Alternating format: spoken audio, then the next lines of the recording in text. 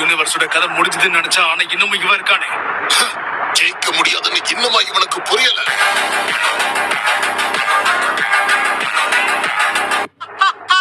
உன்னால என்ன தாக்க முடியாது, அதுதான் உண்மை.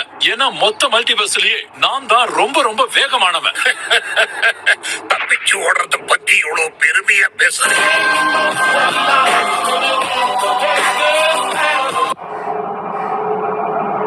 நீ நல்லா தாக்குன. நாம இன்னும் இங்க இருக்கிறதுக்கு காரணம் நீதான் 17. சீன் காமிச்சிட்டு முன்னாடி போனவனை எல்லாம் நான் பாராட்ட மாட்டேன்.